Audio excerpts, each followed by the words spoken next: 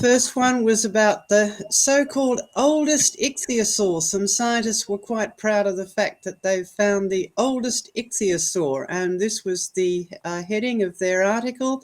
Earliest Triassic ichthyosaur fossils push back oceanic reptile origins. In other words, people are trying to find the origin of ichthyosaurs because ichthyosaurs, that name literally means fish lizards. Now, these are reptiles, but they are a swimming creature with paddles and a dolphin-like shape that lived in the sea.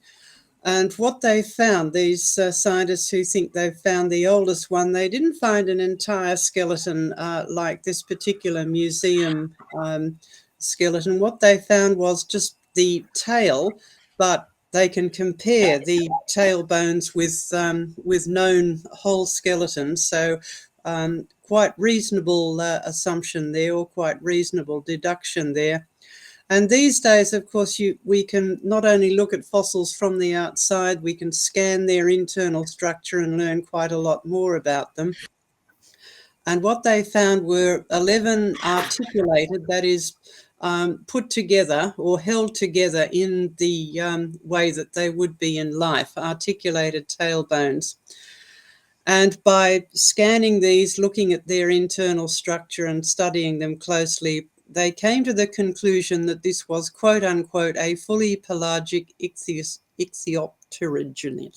In other words, they cannot identify its particular species, but it is an Ichthyosaurus.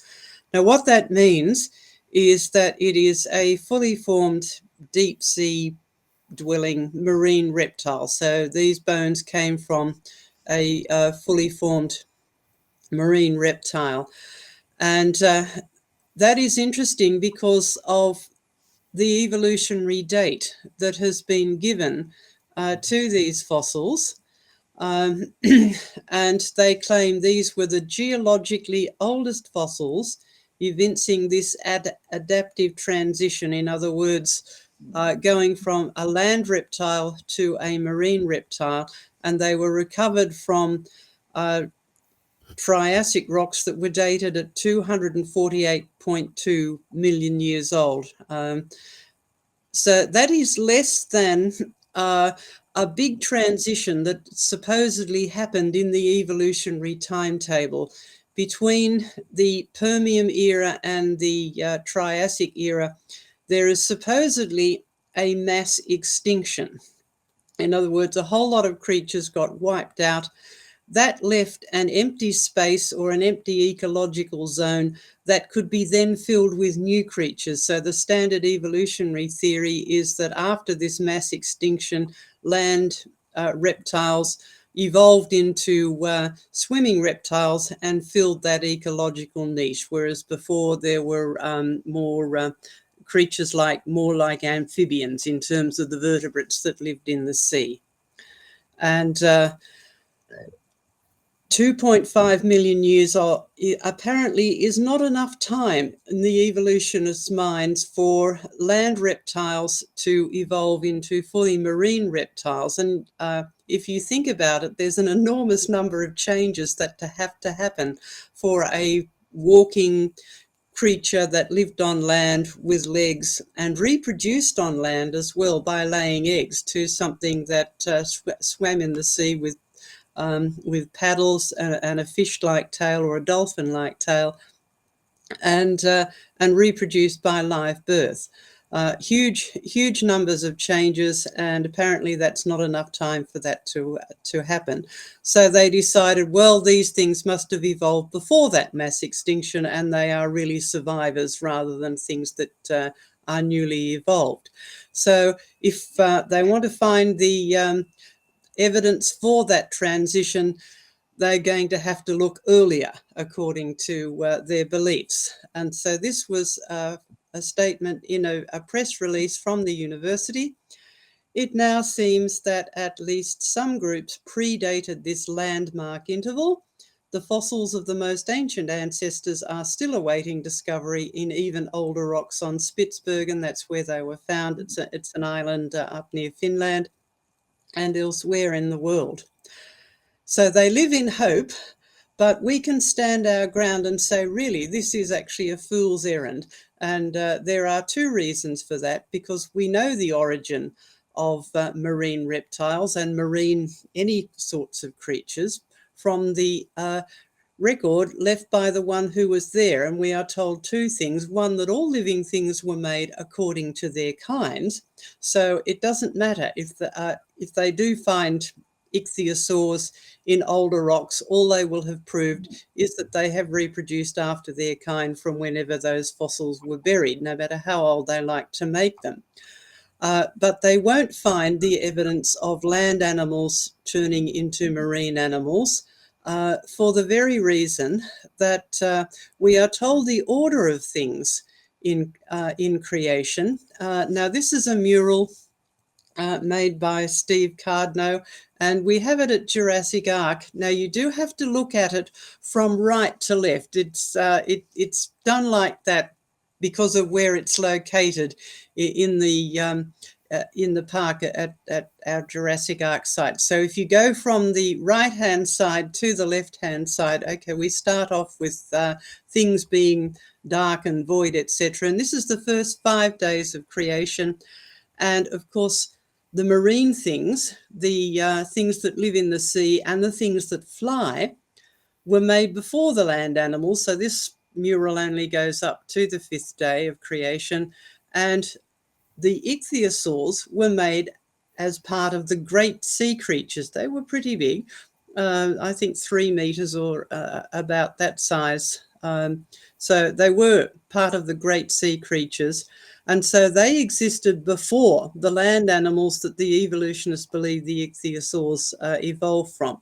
So going and looking for land animals turning into land reptiles, turning into ichthyosaurs, genuinely is a fool's errand, because the only reason you would believe that is because you have rejected Genesis, you've rejected God's word, and eventually rejected God. And we are told that, in fact, it's the fool who says in their heart there is no God. If you want some more details about that and the actual findings, there's it's on our fact file, so do go and have a look at it. The other story we had in the newsletter was one of our quirky design ones. We like these because we like to see the evidence of all the fun, interesting things that God made. And these are often quite memorable, so they're good things to share with other people. And this was about hairy cacti and bats. What's the connection? Well, this particular cactus is pollinated by bats, by this little bat, which is called Jeffrey's tailless bat. And bats, of course, fly at night, and quite a number of them get fly around and navigate by echolocation. But bats also do pollinate flowers or pollinate plants. But how do the bats find the flowers in the dark? And it's not by fragrance. They do actually find flowers by echolocation. And there are some kinds of flowers that actually reflect the bat's echolocators. You could call them sonic blooms, if you like, but that doesn't apply to these. This particular cactus, some scientists were interested in how this plant was able to be easily found by bats because it was quite effectively pollinated. So they actually tested its acoustic properties, and they found that the main stem of the plant reflects the bat echolocating signal, and so do the flowers reasonably well. But they were intrigued by the fact that this plant has this sort of hairy region around the flowers, which is different to the rest of the cactus stem, which has the usual sorts of spines that cactus have. And so they tested the different parts of the stem and the flowers, and they found that hairy region does not reflect the bat's echolocating signals, and it's particularly good at absorbing the particular frequency, the sound frequency that this bat uses. And so what they decided was that this was a sort of contrast enhancement to help the bat find the flowers on the stem. These are quite big, these cacti. And so it's a bit like a sort of visual equivalent, if you like, would be something like this. But remember, this is a reflecting sound, not rock, not light. On the left side there are actually two shapes there, and you could probably just make one out.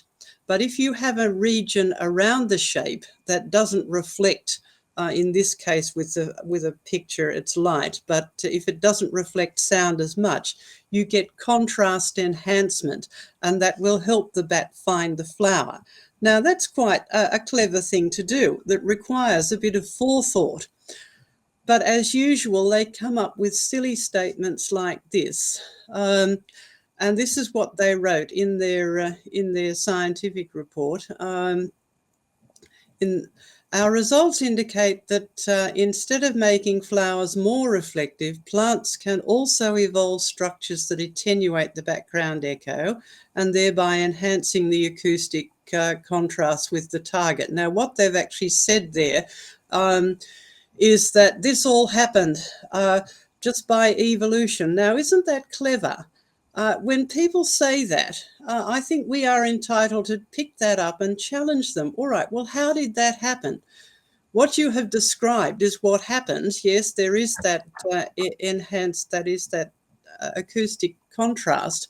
But how could it happen? I mean, how would the plant know what the echolocation frequency of the bat was?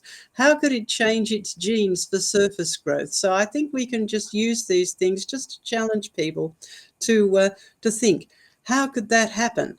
In fact, it's far more logical that someone who is outside that system, who made both the bats and the flowers, put this together as another piece of brilliant design. And it's quite a quirky, memorable thing, so we like to use these as well.